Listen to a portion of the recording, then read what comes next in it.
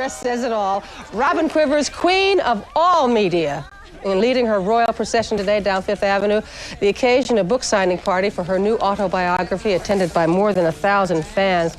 Robin Quivers has been Howard Stern's radio sidekick for longer than most couples have been married, but her media success comes after a life that's often been difficult and at times downright dreadful. It includes being sexually molested by her father, brutally berated by her mother, and struggling with racism and her inner peace. You can read all about it in Quivers. We welcome you to Live at 5. Thank you, Sue. Robin, now you could, when people come to you and ask you to write a book, you could have put a book together about anecdotes, things that's happened on the Howard Stern show, fun stuff. Instead, you took the route to tell the truth and the dark truth.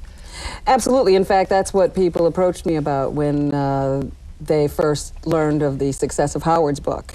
And I entertained that idea for about 10 minutes, and then I thought maybe I'll never be asked to write a book again, and this is the story I really want to tell because I think it's an important one. It is, but what it does is it opens you to the same kind of phone calls and ridicule and stuff that you and Howard hand out every day. In other words, it opens you to people attacking you.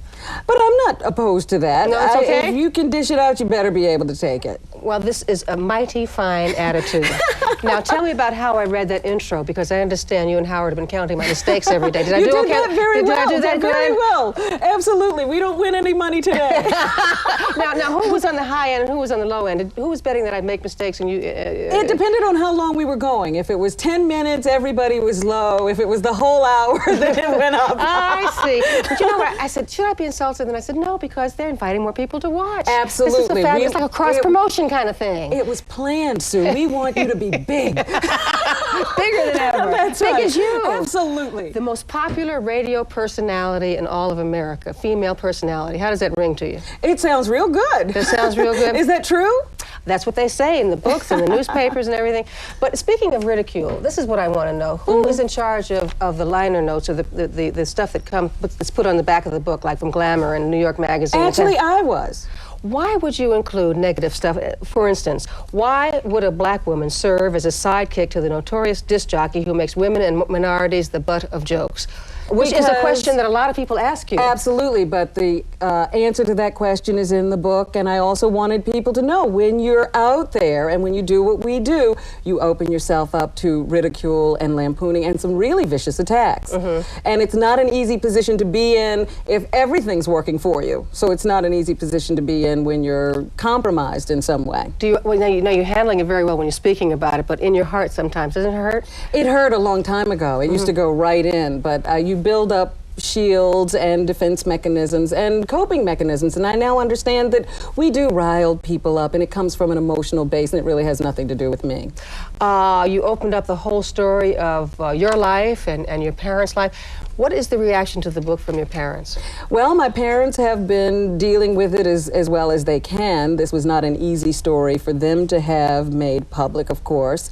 And I have tried to be as supportive in my own way while still being true to my story, because I thought it was important. We're constantly telling children to tell if these kind of things happen to them, and I don't think anybody understands what an incredible decision that is to ask a child to make.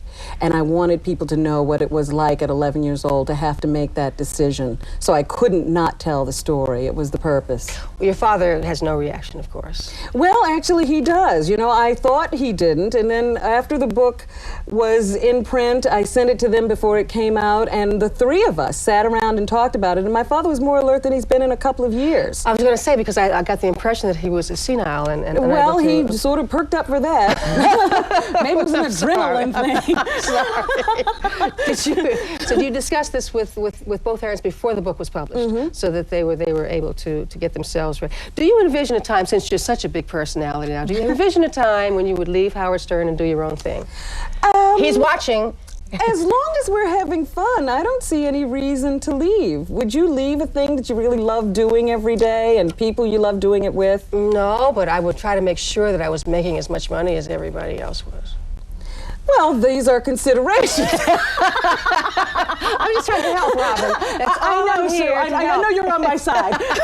You know what he told me to do to you if you got out of line? What did he do? What did he say? He said, plant a big kiss on her. Oh! No, I just have to hold you up like I did him. Too many people want to So kiss me. you get out of line. I'll be right over there.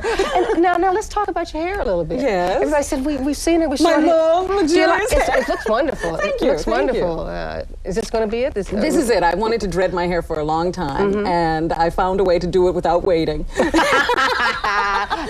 Listen, we're all impatient people. We cannot wait for anything, including another plug for the book. This is the cover. It is Quivers, A Life, and Some Life It's Been. Sadly, these interviews are always too short, Robin, but it's always nice to see you. Pleasure. Thank you very much. Thank you. Okay, Jane. Thank you both. That is Live at 5 for tonight. Thanks for joining us.